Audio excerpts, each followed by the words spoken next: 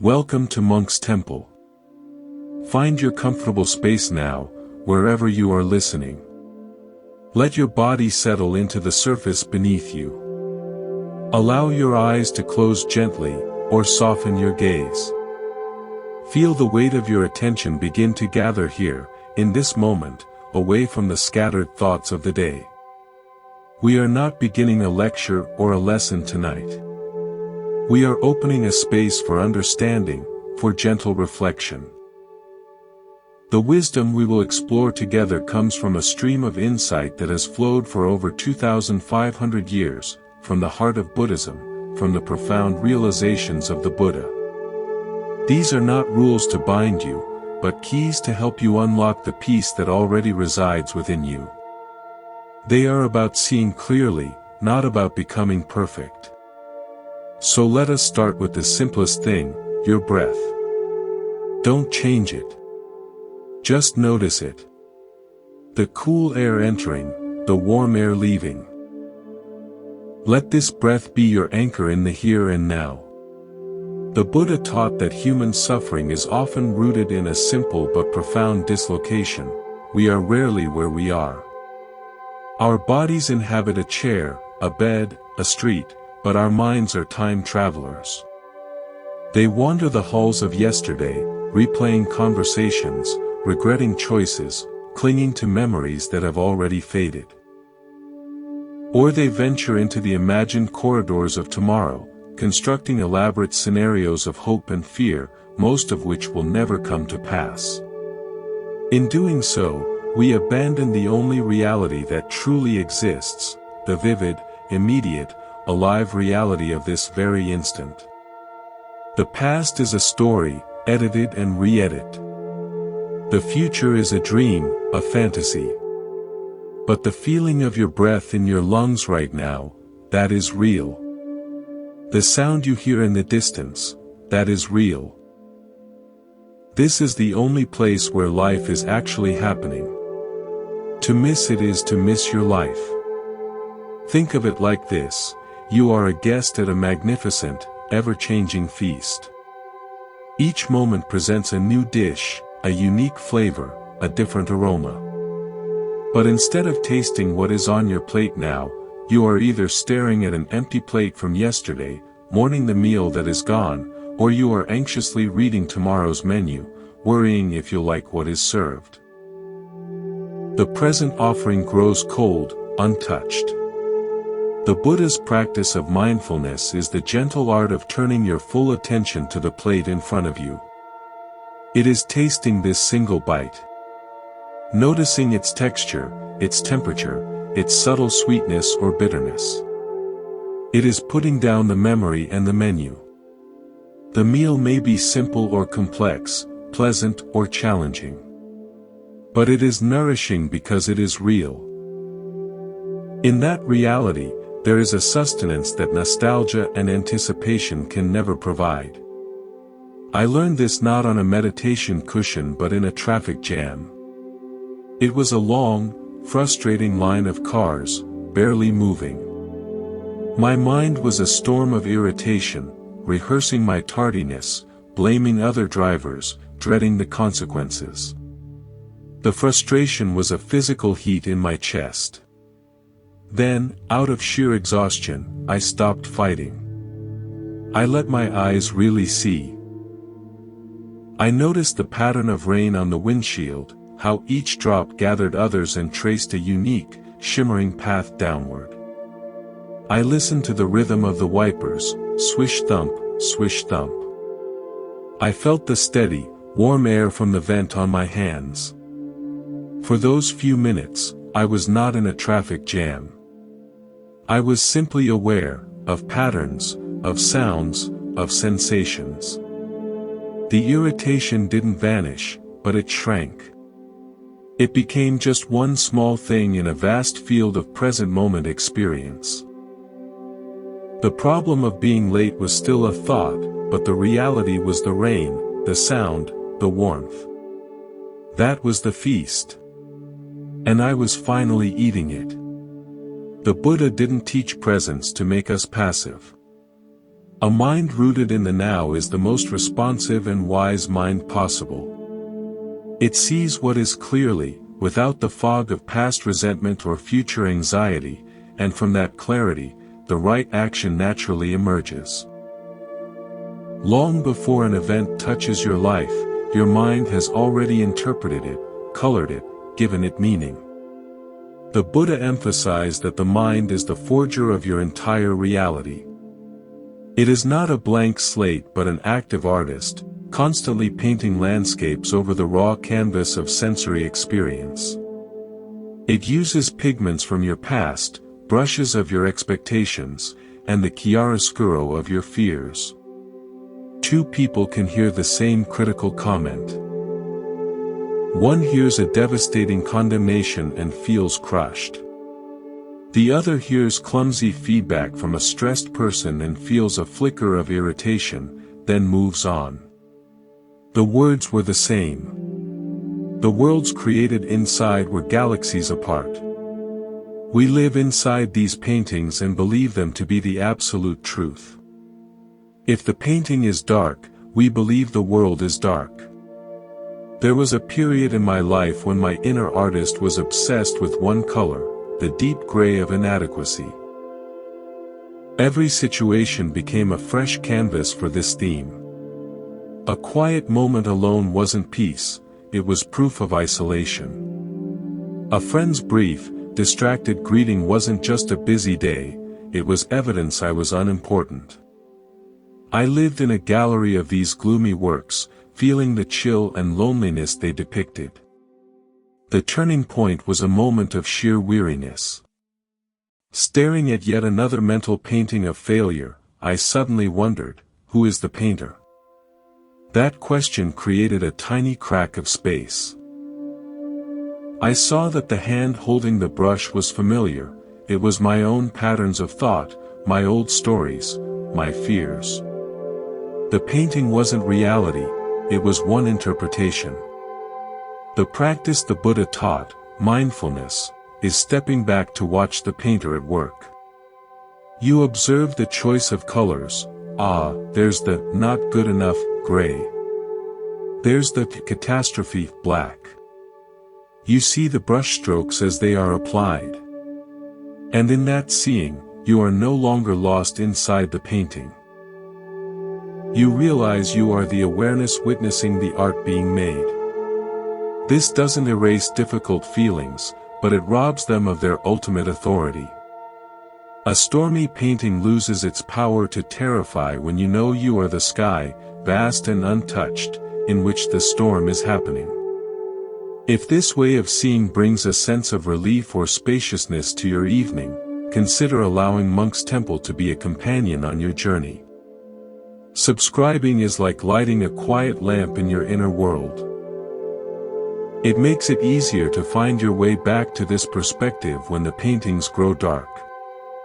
Your presence here is a gift. We are conditioned to seek treasure outside ourselves, in bank accounts, achievements, accolades, possessions.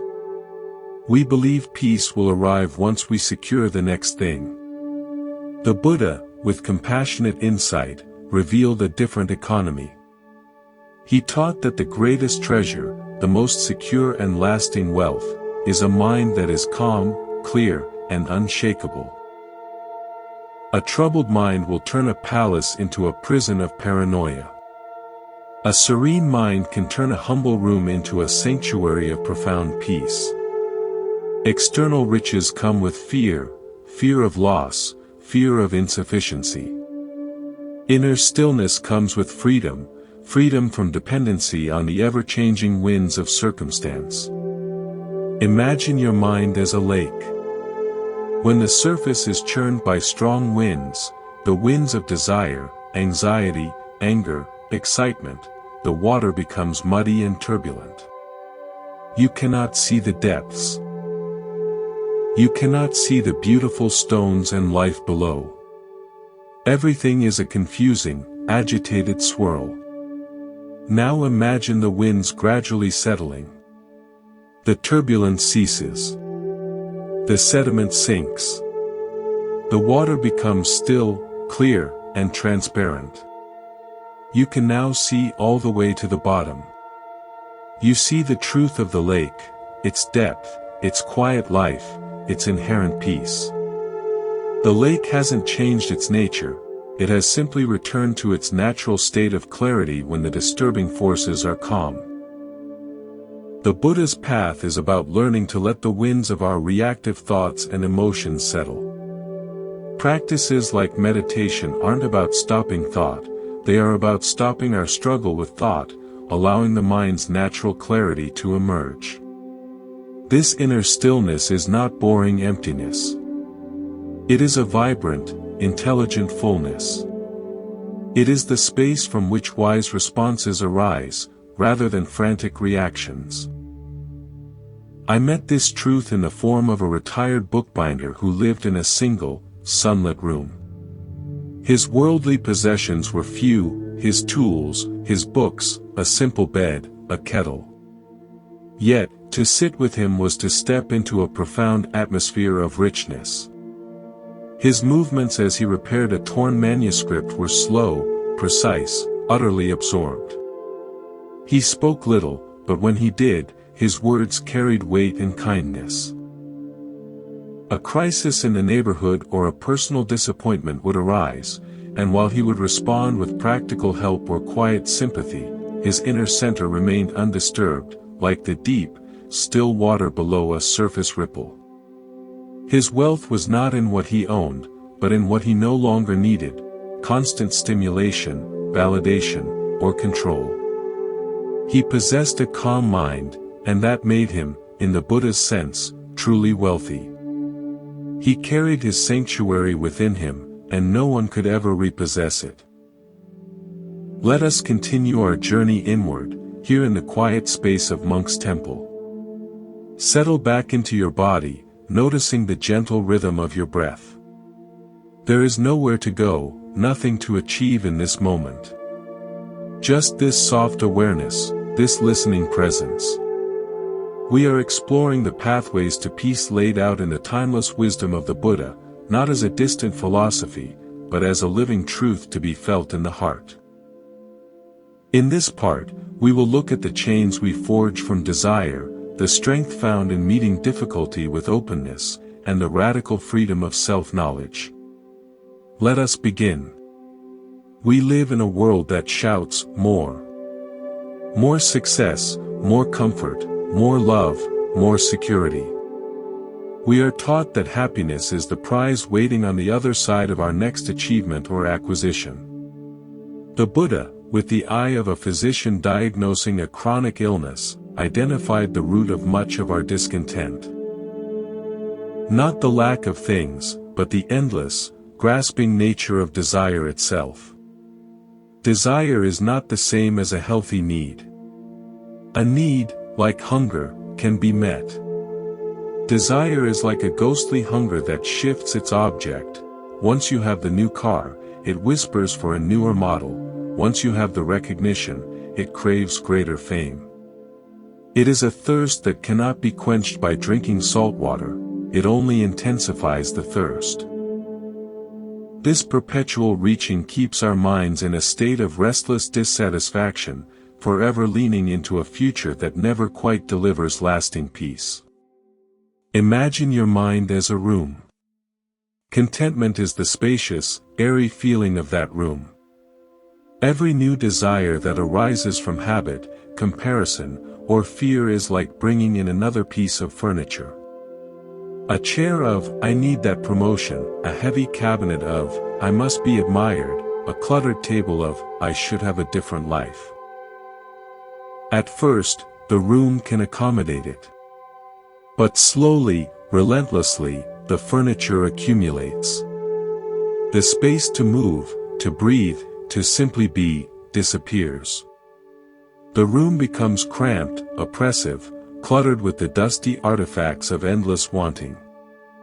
The practice the Buddha pointed to is not about living in an empty room. It is about becoming a wise curator of your inner space. You examine each piece. Does this desire serve my peace, or does it only create mental clutter? Is this a true need of my heart, or a borrowed expectation? You learn to let go of the unnecessary furniture. And as you do, space miraculously reappears. Light flows in. The air feels fresh. The simple, quiet joy of enough begins to fill the spaciousness you have created. You discover you were never hungry for more objects, you were starved for space. I saw this played out during a year I spent with very little discretionary income. At first, it felt like deprivation. I would window shop with a painful sense of lack. But as months passed, a subtle alchemy occurred. Freed from the constant mental loop of, I want that, my attention turned to what was already present. I noticed the profound luxury of a shelf full of books I hadn't read, the beauty of a walk in a public park, the depth of conversation that didn't cost a thing. My sense of wealth transformed. It was no longer measured in what I could acquire, but in the quality of my attention and the richness of simple experience. The constant low-grade anxiety of maintaining and pursuing desires began to fade. The Buddha called this, the joy of having few wants. It is a quiet liberation. When you want less, you have less to fear losing. And a heart unburdened by the fear of loss is a heart poised for peace. Life, in its very nature, includes pain. Physical discomfort, emotional heartache, loss, disappointment, illness, these are not punishments or mistakes. They are part of the fabric of a conscious, embodied existence. The Buddha made a crucial and liberating distinction. He separated the first arrow from the second.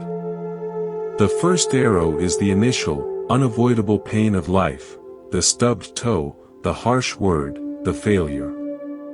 The second arrow is everything we add on top with our minds, the story of, why me, the rage of, this shouldn't be.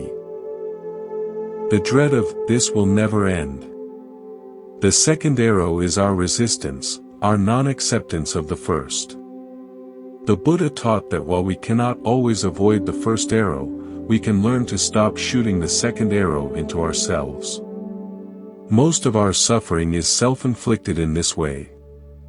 Picture yourself walking through a forest. The first arrow is like stumbling into a patch of thorns. It scratches you. It hurts. The second arrow is what happens next. You stop, you stare at the scratches, you shout at the forest, how dare you have thorns? This is unfair. You pick at the wounds, you imagine them getting infected, you let the pain become the entire story of your walk. Your suffering magnifies tenfold.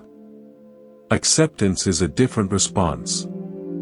You feel the sting of the thorns. You acknowledge, this hurts. But then you keep walking. You don't wage war against the forest. You tend to the scratches with care, but you don't let them define your journey. You allow the pain to be a part of the walk, not the totality of it. This is not resignation. It is a profound engagement with reality as it is, which frees up energy for healing and wise movement forward. I learned this through a period of insomnia. The first arrow was the tiredness, the frustration of lying awake. The second arrow was my furious mental battle, I must sleep. If I don't sleep, tomorrow will be ruined. Why is this happening to me? This inner war created a cyclone of anxiety that guaranteed more wakefulness. One desperate night, I gave up the fight. I said to myself, fine. I am just going to lie here and rest. Sleep may come or it may not. I let go of the demand. I simply felt the sheets, listened to the night sounds, noticed my breath.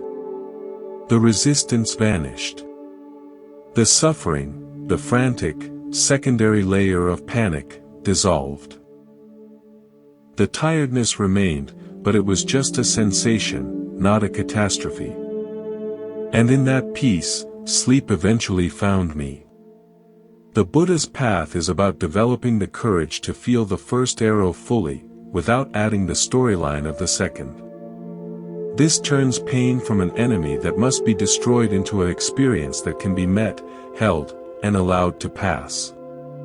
It builds a resilient heart, one that can withstand life's thorns without being torn apart. We spend our lives building and defending a sense of self. We construct an identity from our job, our relationships, our opinions, our past, our successes and failures. We believe this constructed me to be solid, permanent, and in need of constant protection. The Buddha's investigation led to a startling, liberating discovery: this solid self is an illusion, mirage. What we call I is a flowing, changing process, a stream of sensations, perceptions, thoughts, and consciousness. There is no fixed captain in the ship, there is just the ship sailing on.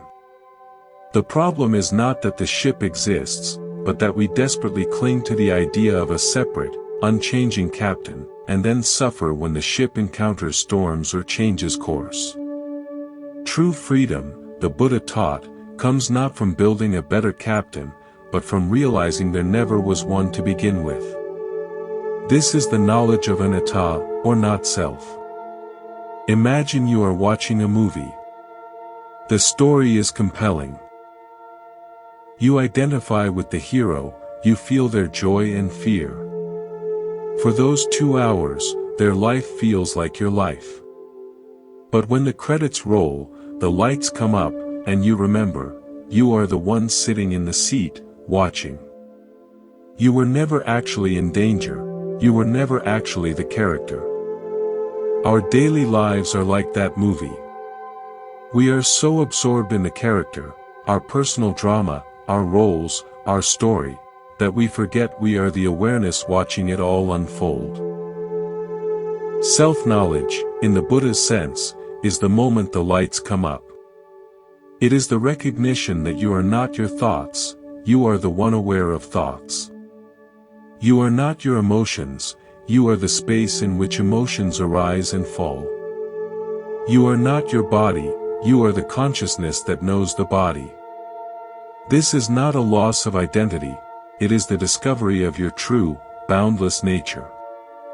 It is exchanging a small, fragile statue of yourself for the entire sky. There was a time when my identity as a competent person was everything to me. Any mistake felt like a crack in my very being. Then, during a simple pottery class, I created a series of truly awful, lopsided bowls. The old identity screamed, "You're failing." But in that moment, exhausted from clinging, I just looked at the messy, wet clay on my hands and the wobbling bowls on the wheel. And I laughed.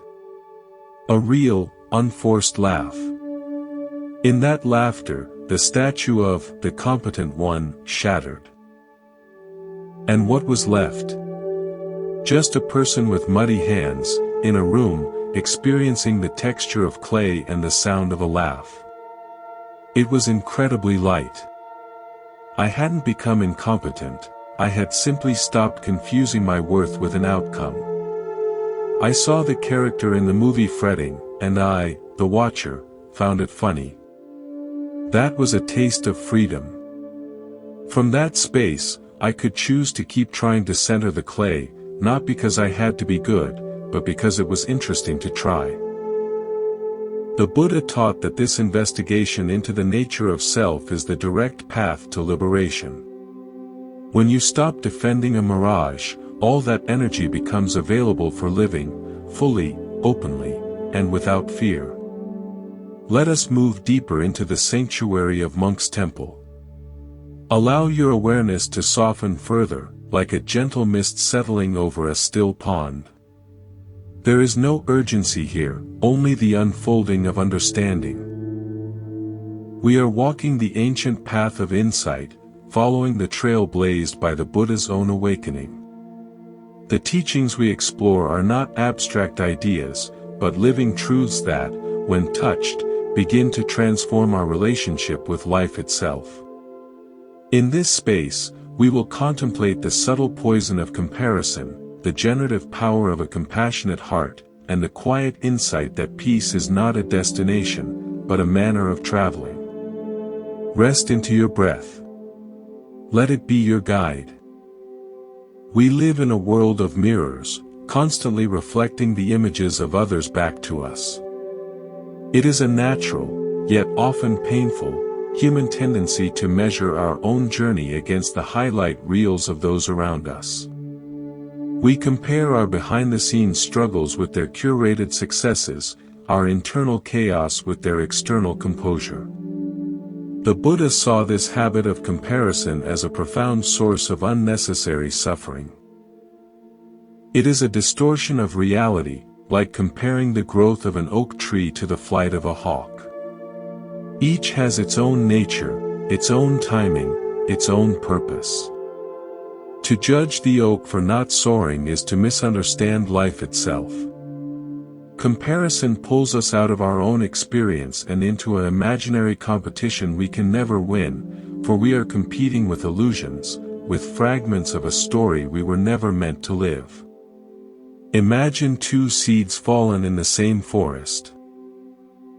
One is an acorn, destined to become a mighty oak. The other is a tiny spruce seed, destined for a different kind of grandeur.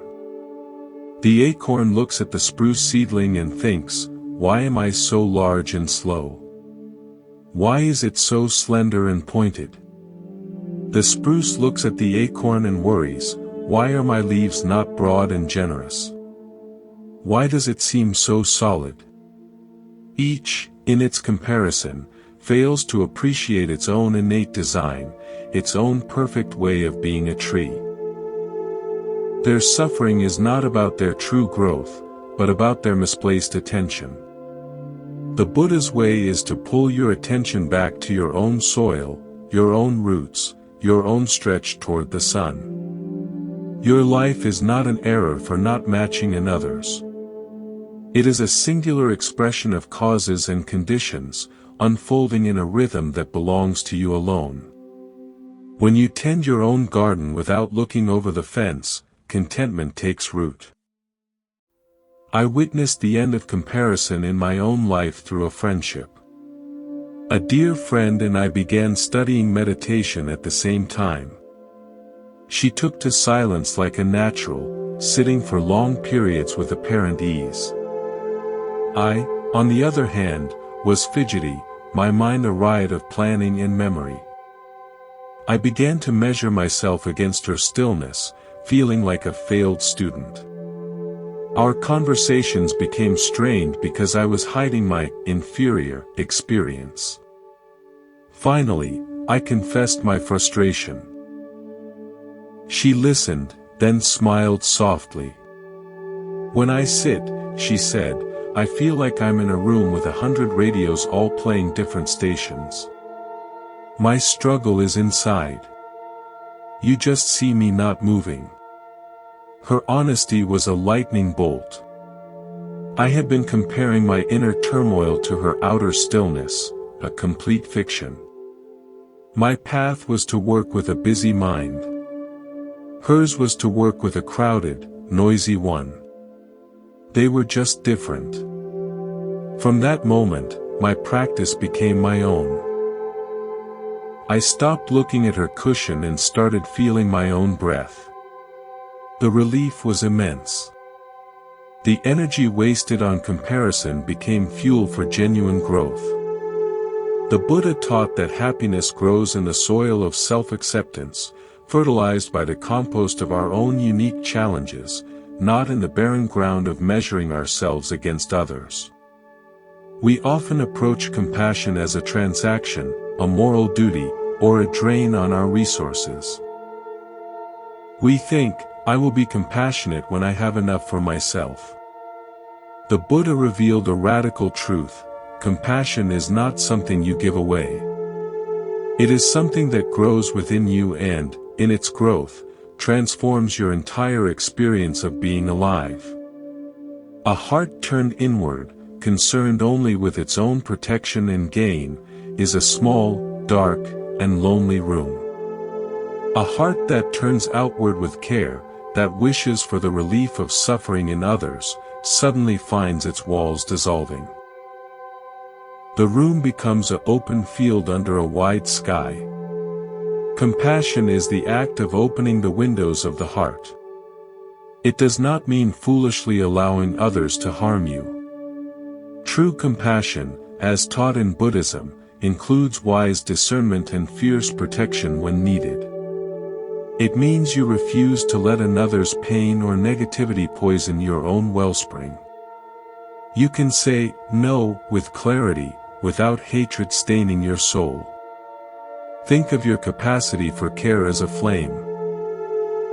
A flame turned only on itself, hidden under a bushel, will smoke and suffocate. But a flame that is allowed to shine out, to offer its light and warmth to the space around it, burns brighter, clearer, and with more vitality.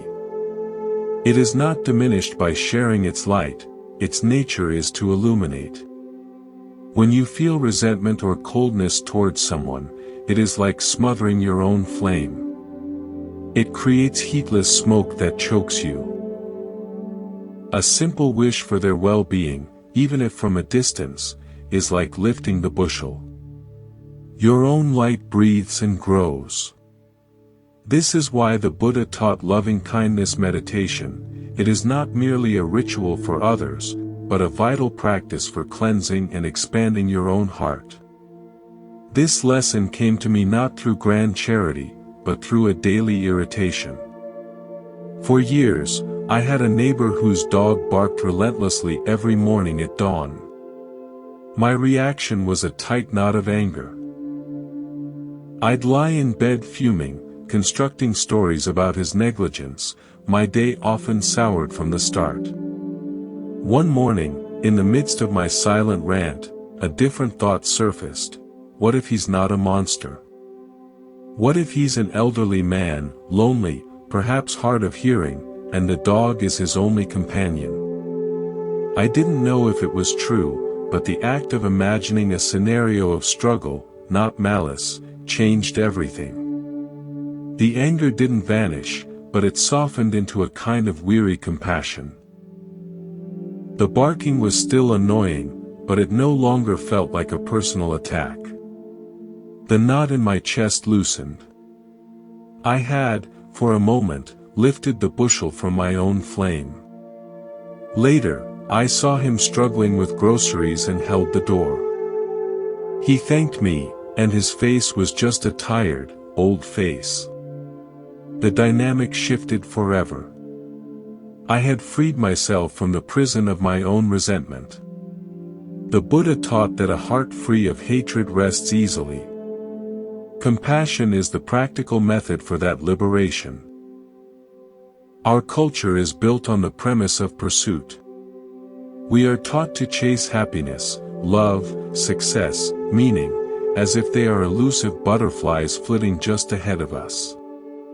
We run, net in hand, believing that one more sprint will finally allow us to capture and possess them. The Buddha observed that this very chase is what keeps us from the peace we seek.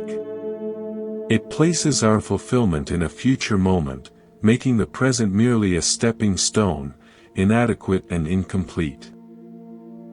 The frantic running stirs up dust that clouds our vision.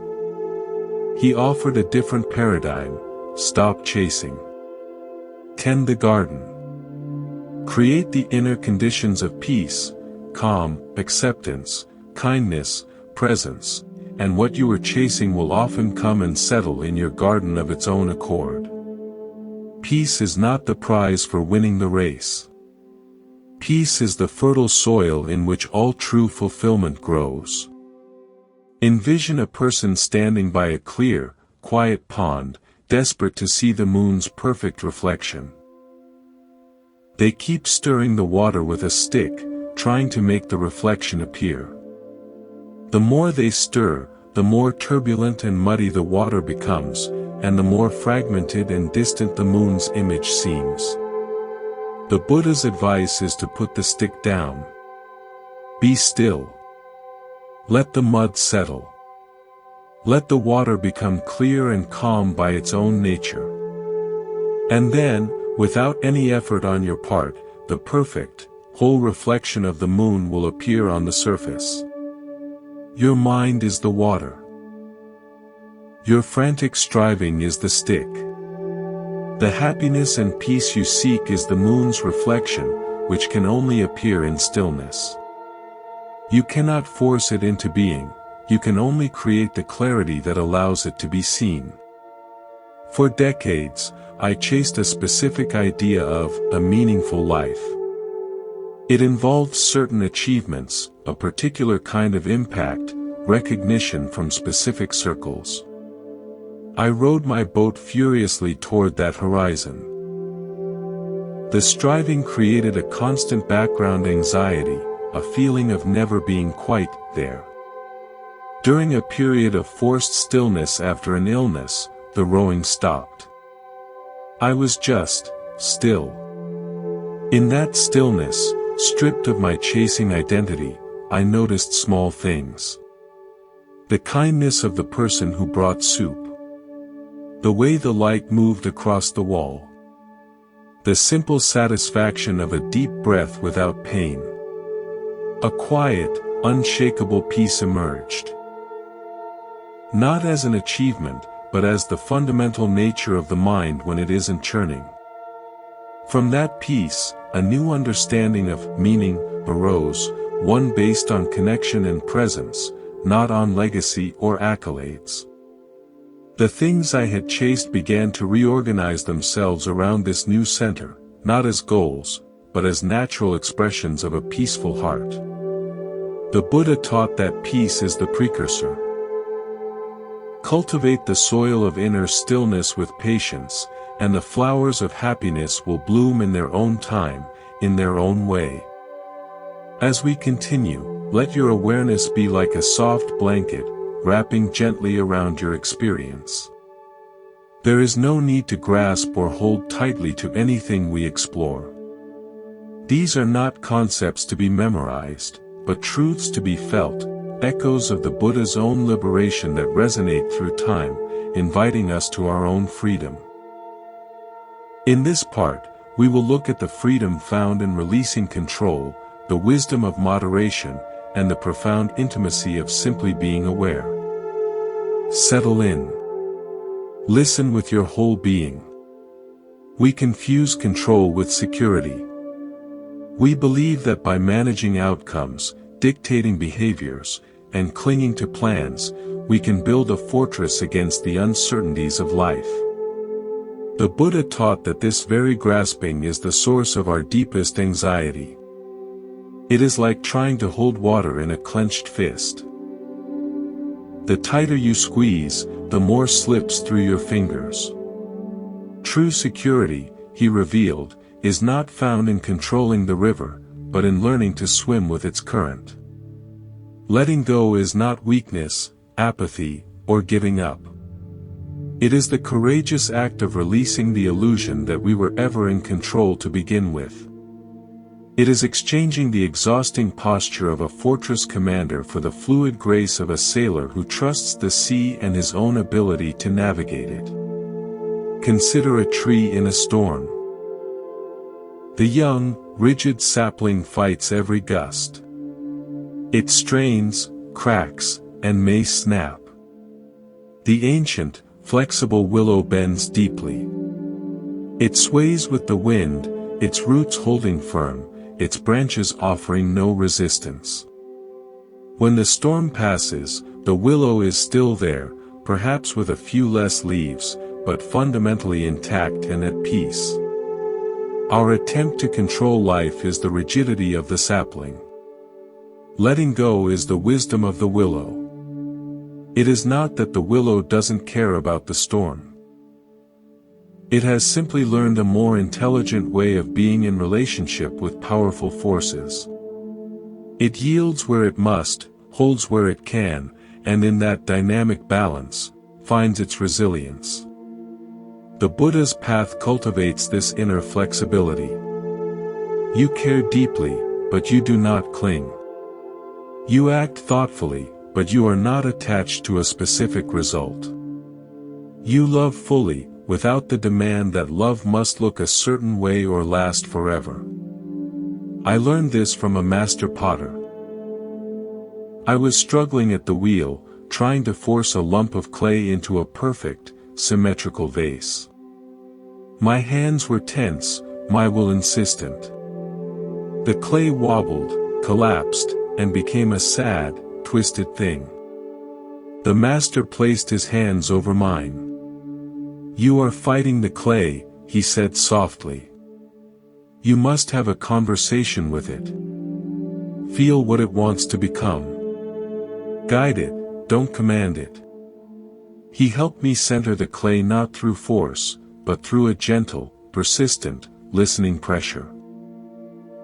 The moment I stopped trying to impose my will and started to feel the clay's response, everything changed. The vessel began to rise, not because I forced it, but because I allowed it, in cooperation with the nature of the material. My job was to provide steady, compassionate guidance, not tyrannical control.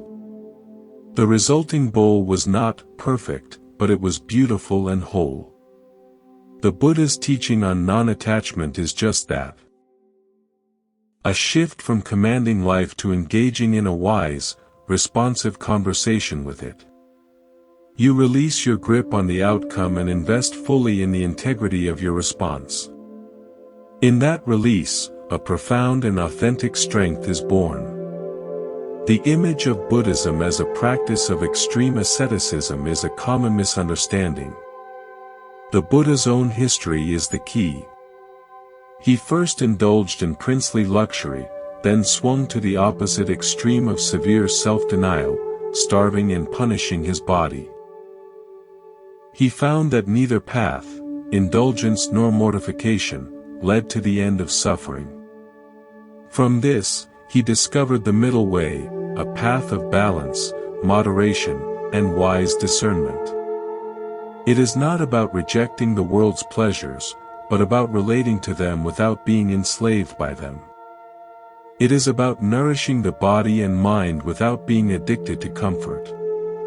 The middle way is the intelligent steering between the cliff of greed and the swamp of aversion. It is the path of enough.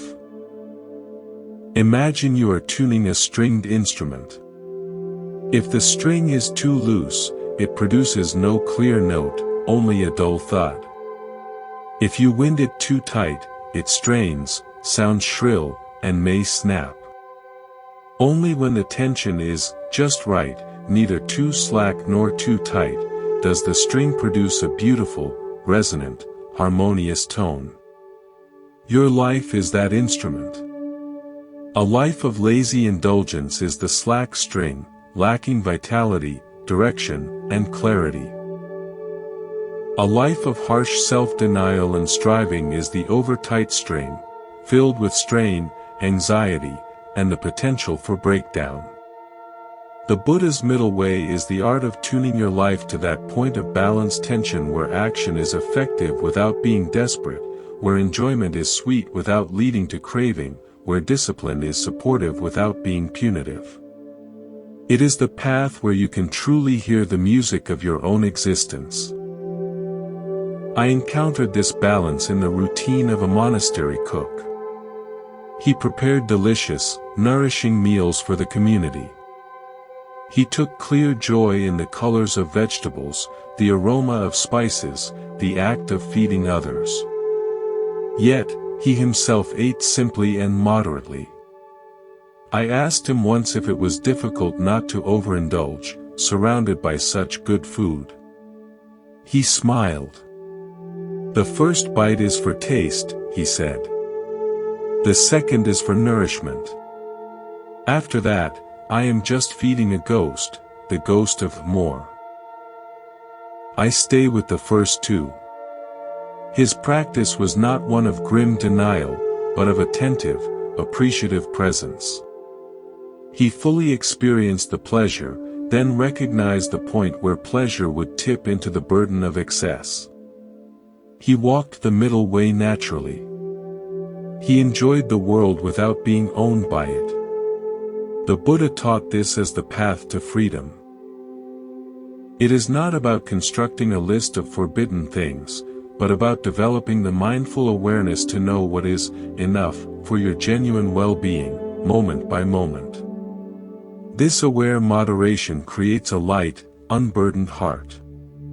At the very core of the Buddha's teaching is a simple, transformative tool: awareness. It is not thinking about experience, it is the direct, non-judgmental knowing of experience as it happens. We are so often lost in the commentary. I like this, I hate that, this means I'm good, that means I'm bad, that we miss the raw reality of the moment itself. The Buddha pointed to awareness as the liberator. When you are fully aware of anger, without adding the story, I am an angry person, the anger is seen for what it is, a temporary energy in the mind-body. When you are aware of a pleasant sound without the thought, I need this to continue, you experience pure hearing. Awareness creates a space between you and your experience. In that space, you are no longer blindly identified with every passing storm of thought or emotion. You are the knowing, not the known.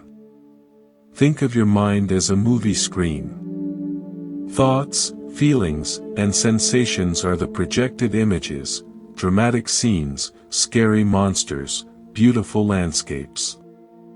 We spend our lives absorbed in the drama on the screen, believing it to be real, reacting to it, terrified or elated by it. The practice of awareness, or mindfulness, is the gradual remembering that you are not the images on the screen.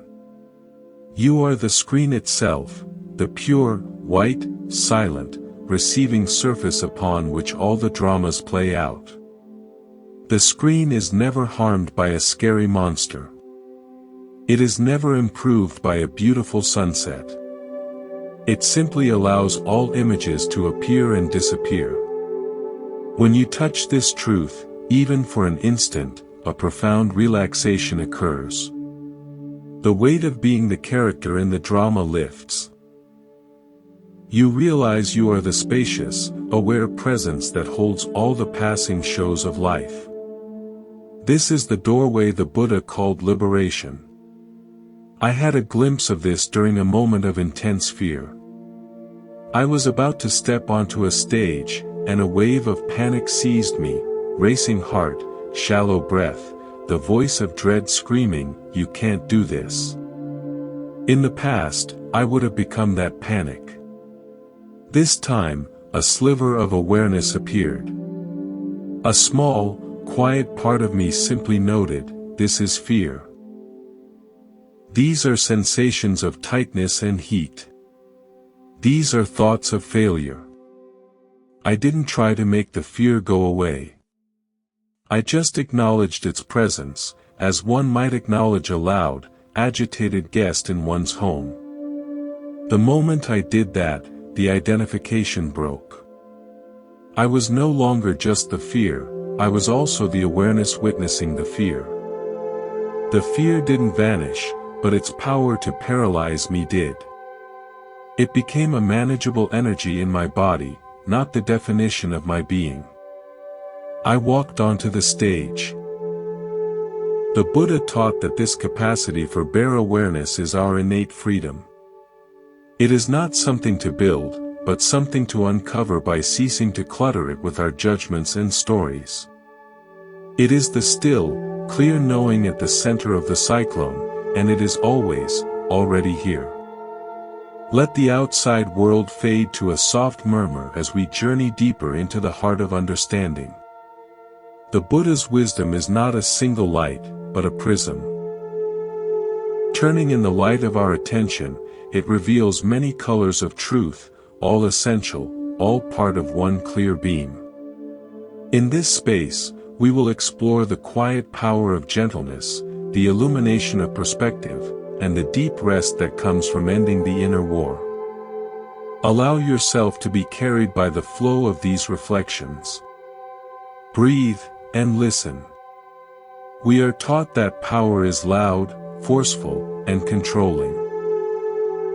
We admire the unyielding will, the sharp intellect that cuts through opposition, the strong hand that shapes the world to its desire. The Buddha revealed a subtler, more enduring truth, that true, transformative power rests in gentleness. Not the gentleness of passivity or frailty, but the gentleness of water that wears down stone, of the root that cracks concrete, of the steady, patient, non-violent presence that allows all things to unfold in their own time. Gentleness toward yourself when you fail. Gentleness toward others when they struggle. Gentleness toward the painful parts of your own experience. This gentleness is not a lack of strength, it is strength that is wise enough not to struggle against what is. It is the power of the open hand that can hold, comfort, and create, while the clenched fist can only fight and break. Imagine two blacksmiths working with a piece of cold, hard iron. The first smith attacks it with heavy, furious blows, trying to bend it by sheer force. The iron resists, may even crack or shatter. The second smith builds a gentle, consistent fire. She heats the iron slowly, until it becomes malleable. Then, with precise, mindful taps, she guides it into shape. Her work is not less effective, it is more intelligent. She works with the nature of the metal, not against it. Our minds and hearts are like that iron. Our harsh self-criticism, our impatient demands on life, our forceful attempts to change others, these are the heavy, cold blows. They create resistance and fracture. The gentleness of mindful awareness is the steady fire that creates the conditions for natural, healthy transformation. It softens the rigidity of our suffering so it can be reshaped with wisdom. I saw this power in a teacher who worked with traumatized children. Where others used strict discipline and loud commands, which only triggered more fear and rebellion, she used an almost supernatural calm. If a child erupted in anger, she would not shout back. She would wait. She might sit nearby, her presence a quiet anchor, and softly say, "I see you're having a very big feeling. I am here." She did not condone violence, but she refused to meet chaos with more chaos. Over time, her unshakable, gentle presence became a safe harbor. The children's storms would spend themselves against her calm, and they would emerge, tired and quiet, ready to connect. She was not weak, she was the strongest person in the room. She demonstrated that the most potent force for change is often not opposition, but compassionate, unwavering space. The Buddha taught that the mind settled in gentleness is invincible, because it cannot be provoked into becoming its own enemy. Your gentle awareness is the fire that can soften the hardest patterns of your own heart, making them workable, making change possible. We believe our view of the world is objective, that we see things as they are. The Buddha taught that our perception is always from a particular vantage point, colored by our past, our desires, our fears. It is like looking at a mountain. From the south, you see a sheer cliff. From the north, a gentle slope. From the east, a sunlit ridge. From the west, a dark silhouette. The mountain is the same. Which view is the true mountain? All and none. They are partial perspectives. Our suffering often comes from believing our one, limited perspective is the whole, unassailable truth. We argue for our cliff, denying another's slope, creating conflict where there is merely difference in position.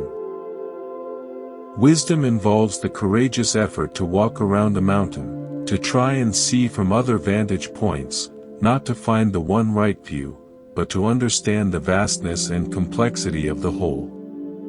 Consider a simple object in the center of a dark room, a statue, perhaps.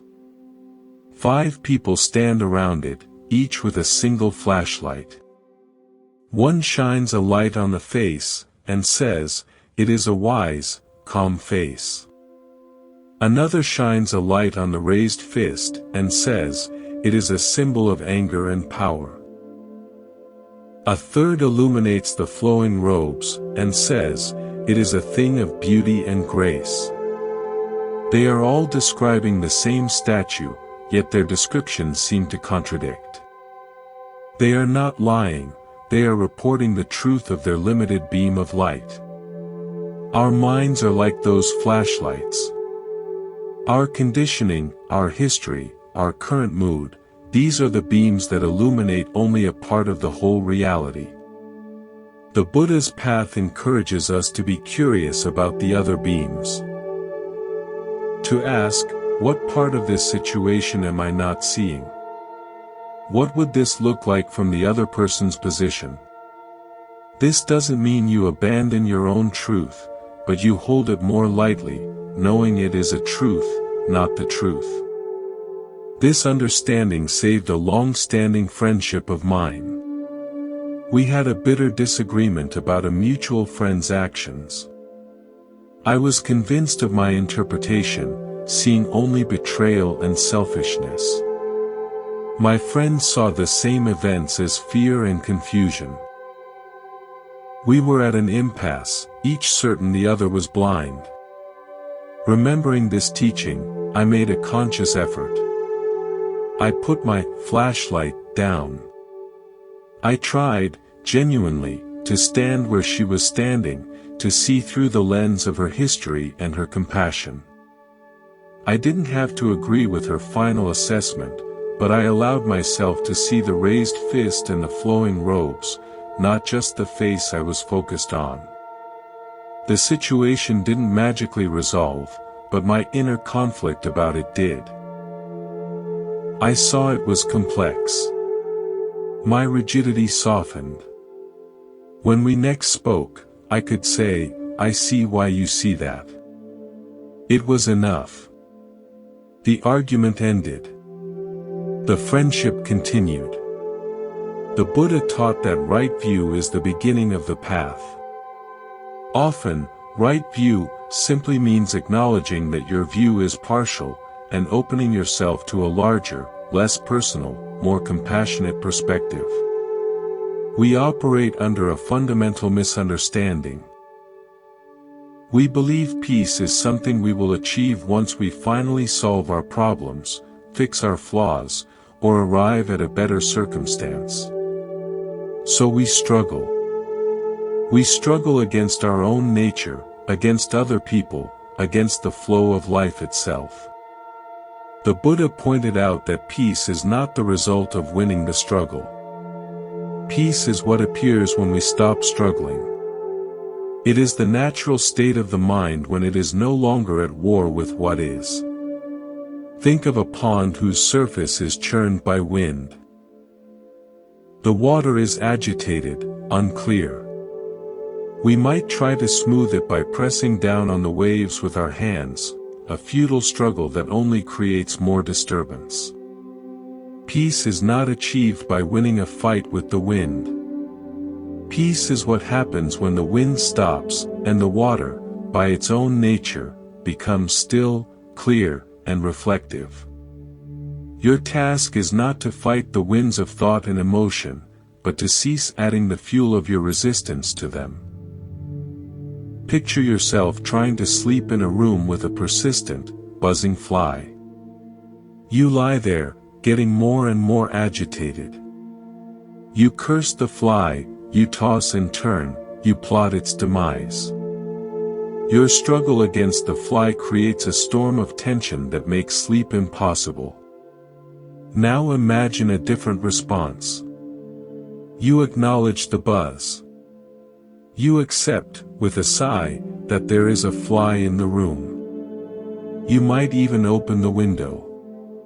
But you stop fighting its existence. You relax your body back into the bed. The buzz is still there, but you are no longer in a state of war with it. In that cessation of struggle, relaxation becomes possible. Sleep may come. The fly didn't change. Your relationship to the fly changed. The Buddha's path is about changing that relationship to all the flies in our lives, the annoying thoughts, the persistent worries, the physical pains.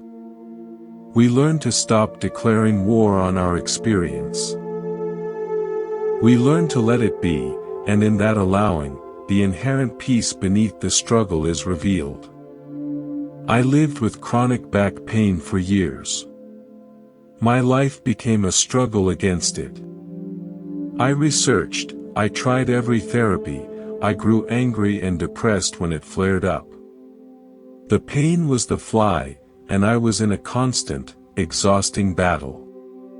One day, a physiotherapist said something simple: have you tried just being with it? Not fighting it, just feeling it, mapping its edges. In desperation, I tried. Lying still, I stopped resenting the pain. I just felt it, a hot, tight band across my lower back. I observed it like a curious scientist. The moment I dropped the struggle, something shifted. The suffering, the anger, the fear, the story of my broken back dissipated. The raw sensation remained, but it was just a sensation, not an enemy. It was manageable. From that place of non-struggle, I could then take wise, calm action about it. The Buddha taught that nirvana is not a distant heaven. It is the cooling of the fires of greed, hatred, and delusion, the cessation of the inner struggle. It is the peace that is always here, underneath the battle, waiting to be noticed when we finally lay down our arms. As we move forward, let the words wash over you not as doctrine, but as gentle rain on parched earth, allowing understanding to seep in, to nourish the roots of your being. The Buddha's insights are like a map of the human heart, and we are tracing its contours together.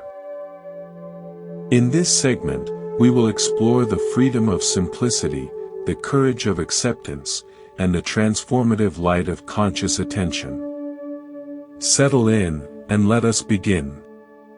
In a world that equates more with better, we are conditioned to complexify our lives. We add possessions, commitments, digital noise, and social obligations, believing each addition will bring us closer to fulfillment. The Buddha pointed to a profound irony. Our chase for more often obscures the profound richness of what is already here. Simplicity is not about poverty or denial. It is an intentional clearing away of the clutter, both external and internal, so that the essential, nourishing qualities of life can be seen, felt, and appreciated. It is the art of discovering that enough is not a meager compromise, but a spacious and abundant state of being. Imagine a clear, night sky. When you stand in the heart of a bright, bustling city, you see only a handful of the brightest stars. The overwhelming glare of streetlights and signs washes out the true depth of the cosmos. But if you travel to a place of true darkness, far from artificial light, the sky explodes into view. Millions of stars, the soft band of the Milky Way, the vast, silent majesty of space reveals itself. The stars were always there. The city lights were the clutter that hid them. Our lives are like this.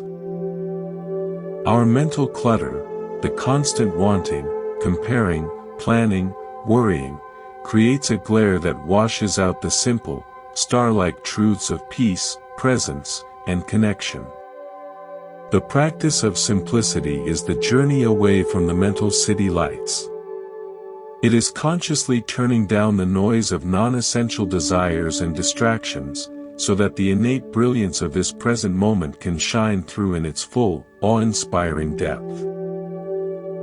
I learned this during a silent retreat where all external stimulation was minimized: no talking, no reading, no writing, no eye contact. The first few days were agony. My mind, deprived of its usual clutter, felt like a frantic animal in a cage. It screamed for distraction. But as the days passed, the frantic energy spent itself. In the profound quiet that followed, something miraculous happened. The taste of water became astonishing. The feel of sun on my skin was a symphony of sensation. The sound of a single bird was a masterpiece. A profound gratitude for simply being alive, for breathing, bloomed without any cause. I hadn't gained anything. I had simply stopped losing my attention to 1,000 unimportant things. I had stepped into the dark field and seen the stars. The Buddha taught that suffering is intricately linked to craving. Simplicity is the voluntary reduction of craving's fodder. It creates the conditions where the heart, no longer starving for more, can finally feast on the enough that has been here all along. We spend a great deal of our energy in a silent argument with life. We mentally protest against things that have already happened: this shouldn't have occurred. We resist current experiences: I can't stand this feeling. We fear future possibilities: what if that happens? This resistance is like trying to hold back the ocean with a broom. Exhausting, futile, and leaving us perpetually damp and defeated. The Buddha taught that peace is found not in winning this argument, but in ending it. Acceptance is not passive resignation or approval of harmful circumstances. It is the courageous, clear-eyed willingness to say, this is what is happening right now. It is dropping the broom and learning to swim. Acceptance is the act of aligning your mental stance with reality, so that your energy is freed for responsive action rather than wasted on futile protest. Consider a tree in autumn. It does not resist the turning of its leaves from green to gold to brown. It does not cling to them as they detach and fall. It participates fully in the cycle of release. It accepts the bareness of winter, knowing it is part of its nature. In that acceptance, it conserves its energy for the silent, hidden work of surviving the cold and preparing for spring. Our resistance is our refusal to experience our own winters, our own necessary falls. We wear ourselves out trying to keep the leaves glued on. Acceptance is the wisdom of the tree. It is the understanding that pain, change, and loss are not invasions of life, they are the very texture of life. When you stop saying, this shouldn't be, and start saying, this is what is, you stop fighting the current. You may still need to navigate skillfully, but you are no longer drowning in the effort of trying to make the river flow uphill. A powerful lesson in acceptance came to me not from a grand tragedy, but from a missed train. I had meticulously planned my day, and this delay unraveled everything.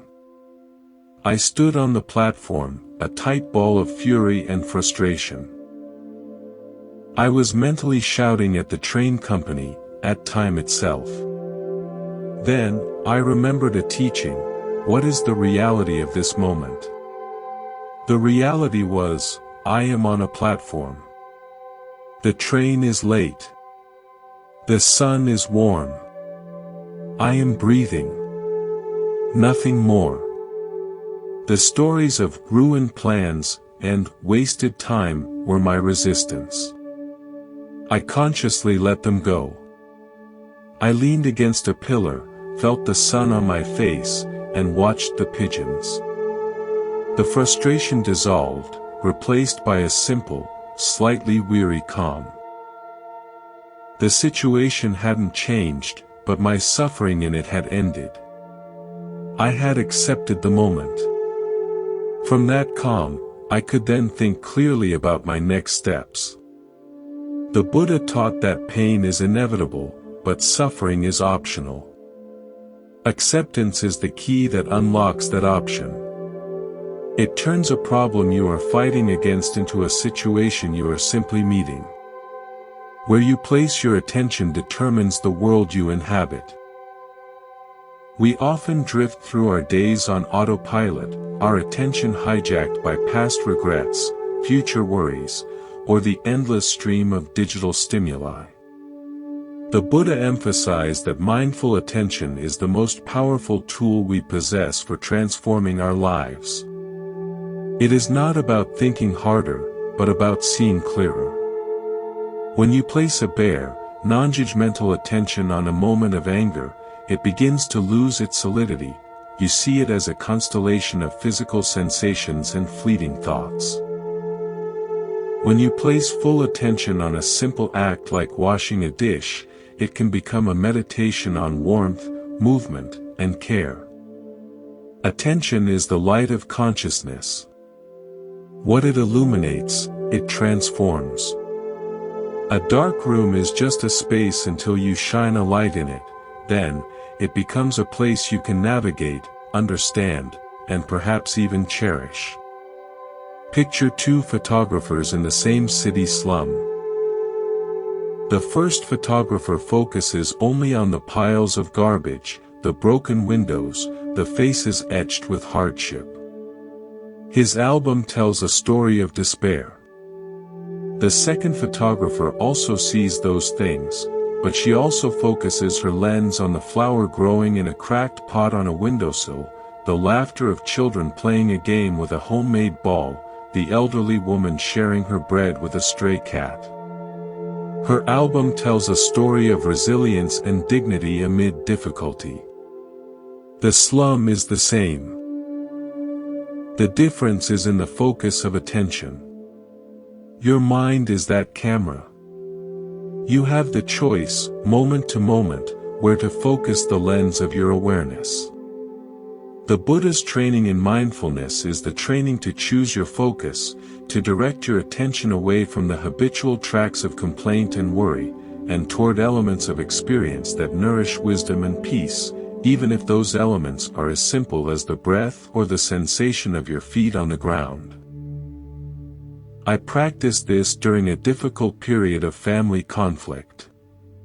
My natural tendency was to focus relentlessly on the other person's faults, replaying their hurtful words, building a case for my own righteousness. This attention fed my resentment like gasoline on a fire. One day, I decided to experiment. I deliberately shifted my attention. I focused instead on my own bodily reaction, the tightness in my chest, the heat in my face. I focused on the underlying feeling, which was not anger, but hurt and fear. I focused on a single memory of kindness from this person, years ago. I didn't deny the difficulty, but I refused to let my attention be held captive by only one part of the story. This shift didn't resolve the conflict, but it completely changed my inner landscape. The conflict became something happening around me, not something consuming me from within. From that more spacious inner ground, my responses became less reactive, more considered.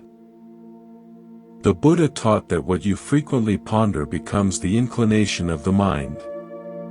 By consciously directing your attention to the present moment reality of body and breath, to feelings of goodwill, or to the impermanent nature of phenomena, you incline your mind toward peace. You become the alchemist of your own heart, turning the lead of raw, painful experience into the gold of wise understanding. Let us return one final time to the quiet sanctuary of Monk's Temple. The journey inward is nearing its close, but the understanding we've gathered is just beginning to bloom. The Buddha's wisdom is not a destination, but a lens through which to see the world, and yourself, with clarity and compassion. In this last part, we will integrate the essence of the path, the understanding that the deepest happiness is not found in changing the world, but in changing your relationship to it, through the cultivation of wisdom and heart. We exhaust ourselves trying to rearrange the external conditions of our lives, seeking the perfect partner, job, home, or social circle, believing that once the puzzle pieces fit, inner peace will be our reward. The Buddha, with unwavering insight, taught that this is putting the cart before the horse. Lasting peace cannot be found in the perfect arrangement of impermanent things. It can only be cultivated within the mind itself. Imagine two people in identical, comfortable rooms. One is restless, anxious, pacing, finding fault with the shade of the paint, the hum of the appliance. The other sits quietly, at ease, feeling grateful for the shelter, the warmth, the simplicity. The room is the same. The difference is entirely internal. The Buddha's entire path is designed to help you become like the second person, regardless of the room you find yourself in. It is a training in turning your attention from the ever-shifting landscape outside to the cultivatable ground of awareness within. This is not a call to ignore the world or neglect your responsibilities. It is a call to change your center of gravity. When your sense of stability is rooted in your own capacity for mindful presence and compassionate response, you engage with the world from a place of strength, not desperation. You work to improve circumstances not because you believe your happiness depends on it, but because it is the natural expression of a caring heart. The projects may succeed or fail, but your inner peace, because it is not tied to their outcome, remains unshaken. This inner refuge is what the Buddha offered. It is the ultimate security, the only thing you can truly rely on in a world of constant change. The Buddha's path is often described as having two inseparable qualities: wisdom, prajna, and compassion, karuna. They are not sequential, first wisdom, then compassion, but mutually dependent, like two wings of a bird. Wisdom is the clear seeing of the nature of reality, impermanence, the emptiness of a fixed self, the cause of suffering. This wisdom, when it truly sinks in, naturally gives rise to compassion. When you see through the illusion of separateness and understand the universal nature of struggle, how can you not feel a tender connection to all beings who are also caught in the same web? Conversely, genuine compassion deepens wisdom. When you open your heart to the suffering of others, you are forced to look deeply at its causes, which leads you back to the fundamental truths of existence. They lift you together. A heart with wisdom but no compassion could be cold, detached, and intellectual. A heart with compassion but no wisdom could be overwhelmed, misguided, and burnt out. But together, they create a balanced, liberated being. You see the world clearly, without illusion, and that clear seeing fills you not with cynicism, but with a boundless, active care. You act to relieve suffering, not with the attachment of a savior, but with the skill of a physician and the kindness of a friend. This is the embodied goal of the path, not to escape the world, but to live in it with eyes wide open and a heart fully alive. We have traveled through many teachings: letting go, calming the mind, living presently, understanding thought, reducing want, accepting pain, cultivating compassion, releasing comparison, knowing the self. It can feel like a vast curriculum. But the Buddha always brought it back to the simplest, most immediate point of practice: this present moment awareness. All the wisdom in the world is just a theory if it is not applied right here, right now. And the gateway to right here, right now, is your breath. It is always with you. It is the anchor, the home base, the constant reminder that life is happening in this instant. So as we conclude, let this be your practice, your takeaway from our time together at Monk's Temple. Whenever you feel lost, scattered, or caught in a story of suffering, pause. Don't try to fix it immediately. Just come back to one breath. Feel the air moving in. Feel the pause. Feel the air moving out. In that simple act of returning, you are practicing letting go of distraction, calming the mind, inhabiting the present, observing thought, wanting nothing, accepting what is, and offering a moment of gentle attention to yourself. It is all there, in a single conscious breath. This is the path. It is not dramatic. It is quiet, patient, and deeply revolutionary. It is the steady turning of a light inward, until you realize you are not just the one holding the light, you are the light itself. And in that light, all things are seen as they are, impermanent, interconnected, and workable. In that seeing, a happiness that depends on nothing quietly arises. A peace that cannot be disturbed takes root. Thank you for walking this path with me. May the quiet wisdom of the Buddha take residence in your heart. May you be well. May you be peaceful. May you be free.